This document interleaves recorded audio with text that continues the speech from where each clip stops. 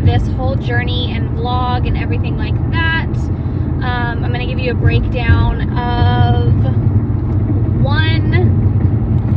how I've grown up, and then we can go into like my day-to-day life and everything that I do.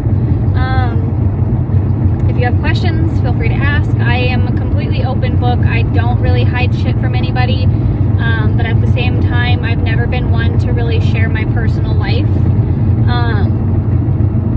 So I've been really compelled to share this story, my story, for whatever reason. I do get these urges and these like compulses every so often, either drawn to people. I never know the real reason on why or what it is. I've always known that I'm very empathetic. I have been told I'm an empath. I never fully followed it, but I get drawn to certain people, and I don't know if it's to help them, to guide them, whatever the case may be. I don't know. But I was born in Topeka, Kansas, May 23rd, 1989 at 12:45 in the morning. My mother and my father were both young adults when I was born. I'm not going to go into their details because it's not my business to tell their business. With that, they were young. So with being young, it is hard to, one, raise a child as well as try and figure out who you are. So my dad and my mom were young. They split up. I went with my dad when I was 3 years old to Flagstaff, Arizona. And I can't remember the exact time or anything like that. Obviously, I was 3 years old. But within that time of moving to Arizona, I did become friends with a really close person to me now, still, as much as I don't see her on a daily basis. We do still talk. But she became my best friend, and she is now more of a sister than a friend. And I don't know,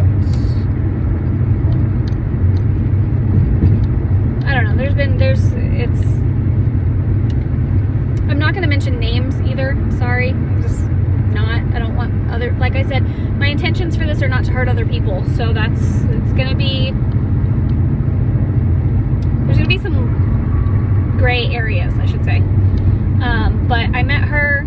She's been one of my best friends since I can remember, literally one of my very first friends.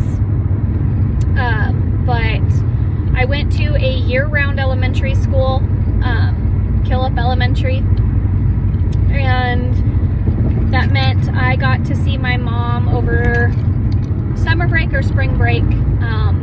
So I'd go back to Kansas for about 1 week to 2 weeks out of every year. She would always send me big old candies and balloons and stuff like that on my birthdays, and I always loved it because it made me know that my mom was thinking about me. Even though she wasn't with me in the same state as me, she always made me feel special on my birthday. So thank you, Mom. Love you.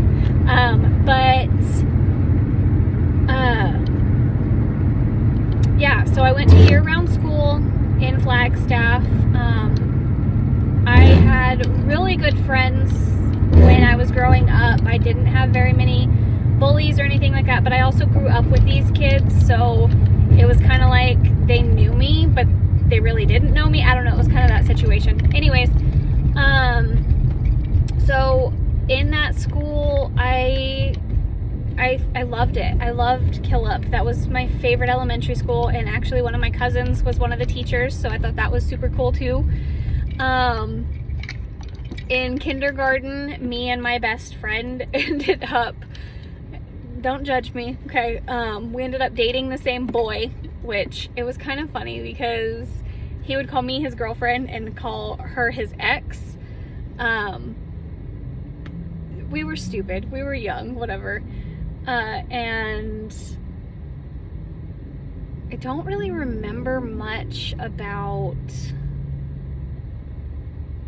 like actual school or the experiences. I remember going out to the front of the school and they had a crabapple tree, and we would think that they were cherries and try and eat them, and they'd be very bitter and sour. Sometimes my best friend's mom would come and pick us up from school, and when we get halfway from the school to their house, because they didn't live very far, we got to hop out and ride on the hood of the car the rest of the way home. We thought that was the coolest thing ever. But I went to after school programs. I met people there. I was raised by my father and his side of the family and some friends of his. So I really didn't, I mean, I was raised by my father, but I wasn't raised by my father at the same time, if that makes sense. My best friend was literally the only girl I ever actually hung out with or befriended. I usually got along with guys a lot better because I was raised by my dad, so I wasn't raised in the girly settings or anything like that. It was always like, well, you need to go outside, get dirty, get muddy, whatever. I didn't wear dresses because I couldn't sit properly in a dress. It was a lot of that kind of things going on. So I always got along with boys better than I did girls because I felt like I was more of a boy than a girl. And no, it wasn't a gender identity crisis or anything like that. It was just that I was raised by boys, and so that's what I grew up with. Plus the fact that at the time, all girls did was talk, and I didn't want to talk. I wanted to go play soccer, go play kick the can, or go play basketball, or run around on my bike and skin my knees, and like be on my quad, get dirty, go to the races. And that was another thing I did, was constantly with my uncle, I would go to his races. And we would constantly, I looked up to my uncle so much when I was little that he was legitimately like my best friend, even though he hated me. There was a lot of things that had happened. You know, he's only 4 years older than me, so he was a senior when I was a freshman. Thankfully, we didn't go to the same school when we were actually in school, so he didn't have to deal with me. But there was times that, sorry, I have to go inside my house really quick and pick some stuff up. So come with me. But he would get so mad at me all the time because my grandmother didn't necessarily favor me, but I was a girl and I was 4 years younger than him, and he always picked on me constantly. So I was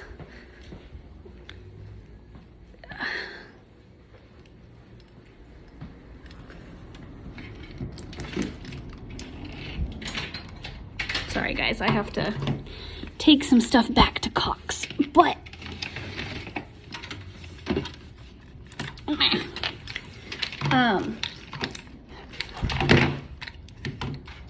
throwing things.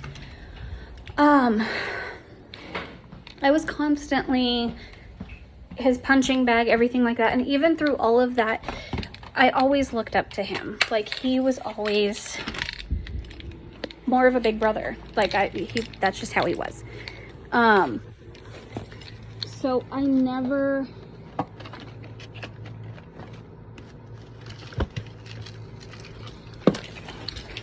looked at it like he was being mean to me or anything like that. I knew that siblings were like that with each other. So I never looked at it like, oh, he's mean, I should hate him. I looked at it as, he's my older brother, even though he was my uncle. And that's just what happens. You know, I've seen my friends. I never had any other siblings, so he was the closest thing to a sibling that I had. And that I knew. Like, I didn't know any better. But all my friends And neighborhood kids, they all had siblings. They were never a only child or anything like that. So it was one of those situations. So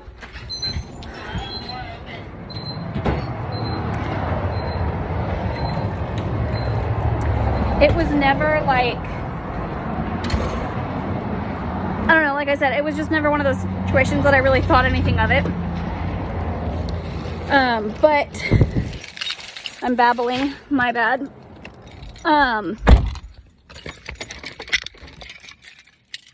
Again, I was raised with guys, my uncle included. So with the after school programs and everything that I went to when I was younger, I became friends with this kid who then eventually became my next door neighbor. And he was one of my best friends. And then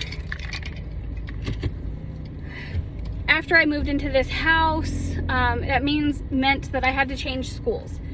And with changing schools, that meant that I was going to be the new kid at school. Yay, 5th grade, new kid. And this was actually where I first learned about bullying. Killip, I never had any bullying issues. I never had any situations where I was being bullied. Nothing along those lines. But when I moved to Christensen, fun, that's when I started learning about bullying, and that's actually when my life started to really kind of get fucked up. Excuse my language, but yeah. So it was a lot of the start of problems. I had women in and out of my life because my dad was a single father. In layman's terms, according to the men, he was the man. He was also, he's a people pleaser. He's a person that just, he wants friends. He wants those kind of people in his life. And I don't blame him for that.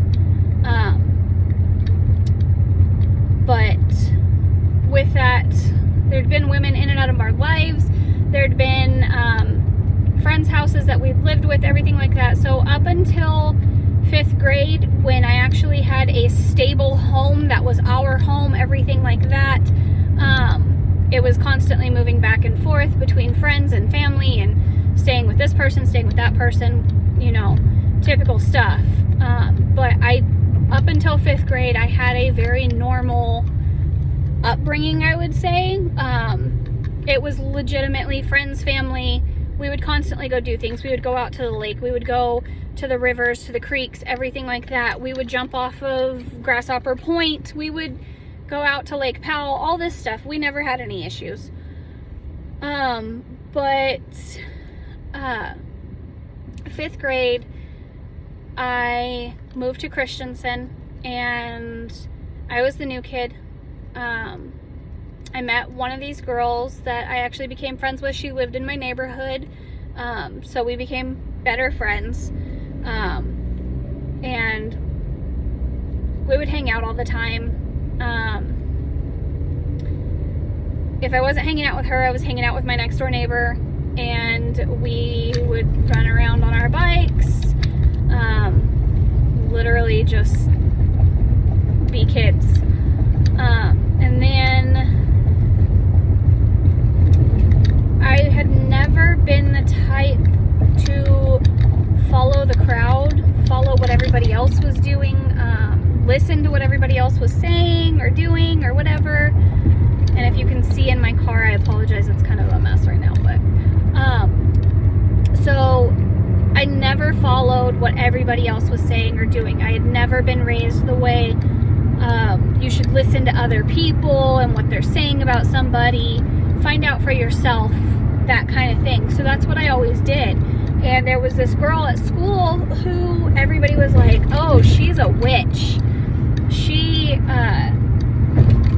practices witchcraft. And in 5th grade, I'm like, does anybody really, like, really, do you know witchcraft? Like, really, in 5th grade? So, and what they were judging this off of, which I think is absolutely hilarious now as an adult, but they were judging it off of the fact that stupid car.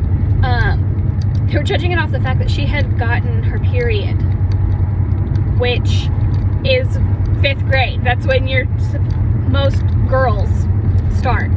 If you didn't know, now you know. But that's when puberty and everything kicks in and everything like that. So this poor girl, everybody's calling her names, doing all this stuff because she's a witch. I never believed it. So I befriended this person. She actually ended up living right down the street from me, so that was really cool too. And she was not a witch. She was a very chill person who is a very successful hairstylist now, so I'm proud of her. But yeah, I've never been the type to listen to what everybody else was saying. The friend that I had first made, she would come over and stay the night. There was a situation that had happened, and it had really like impacted my life a lot, and it really actually kind of set me up for expectations of other people and learning that not everybody there is your friend, even though they may say they are, they may say something else. But this was a really big situation to where the police had to come to my school and question me at school. It was a very large accusation that had been said. And at the time, I didn't believe what she had said, more so because I was a very heavy sleeper. And what she had said had happened, I was asleep. So I don't know. I honestly, I couldn't tell you even to this day if it truly did happen or if it didn't. I know in my heart where I believe what I believe, and I'm not going to put that out here on social media, but I have my suspicions of what had actually happened. But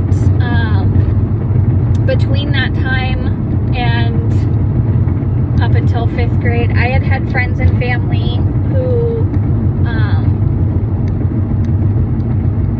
I guess not necessarily like made me question my sexuality, but at the same time made me experiment.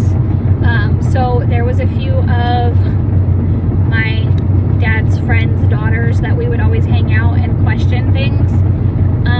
So it had gotten me into some trouble sometimes with that. I don't know. It's one of those situations where I sound like a bad person. I'm not a bad person, I promise.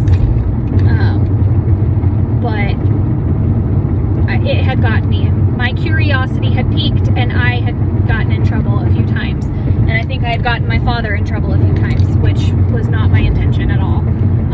But with that,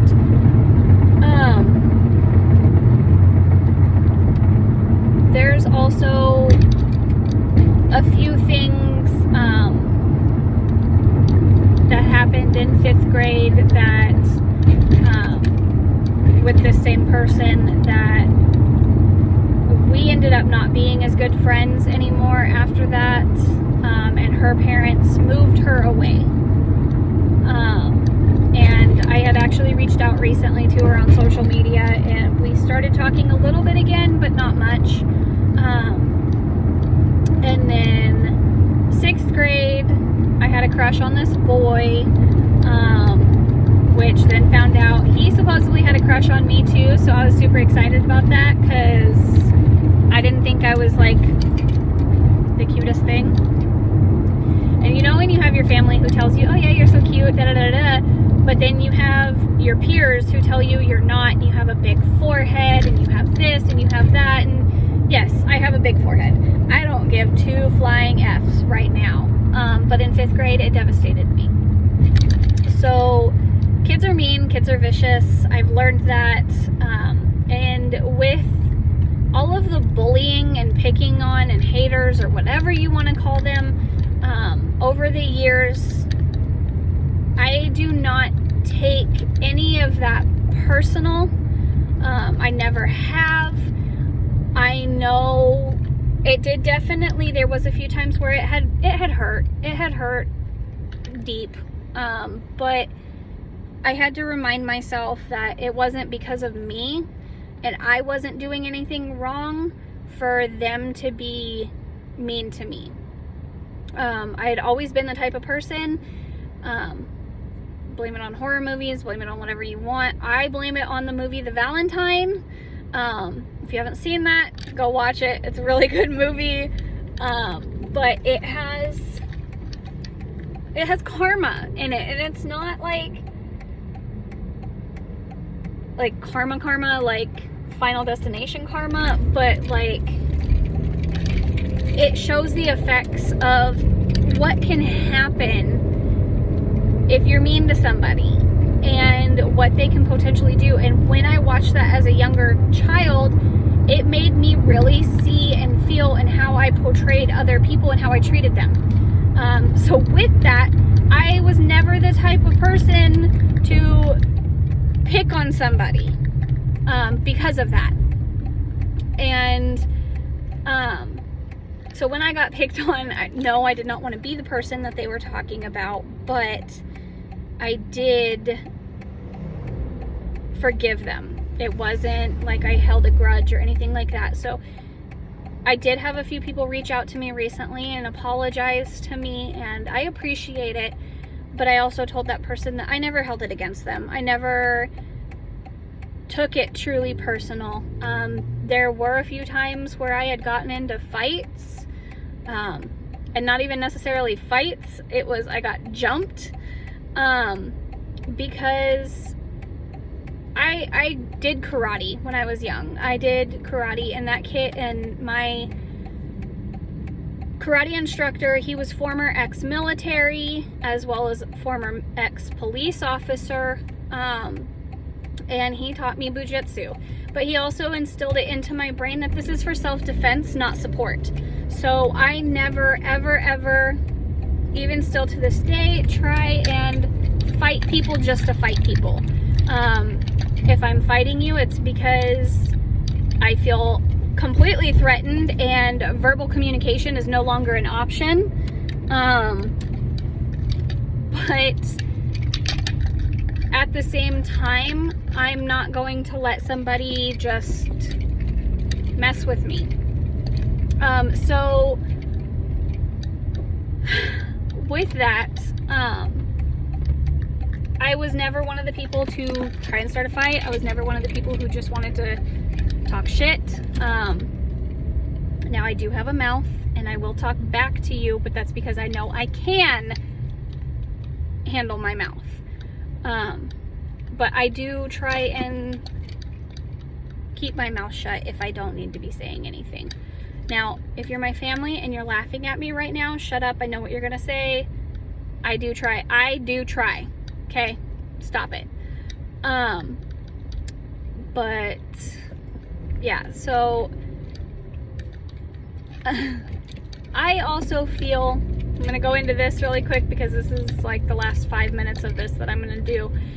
I have undiagnosed ADHD, and all of my teachers would always get mad at me because I was the chit-chatter in class.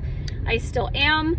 My brain still bounces back and forth, and as you guys will see in these videos, that's where my brain works. That's what I do. I go back and forth. My brain cannot stay focused on one subject for longer than a good 5 minutes, if that.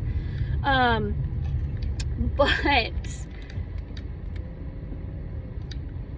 I feel like I was diagnosed, I was not diagnosed with ADHD, but that I have it. Which now my children have it and they have been diagnosed with it. So that kind of makes me feel good that they actually have the diagnosis.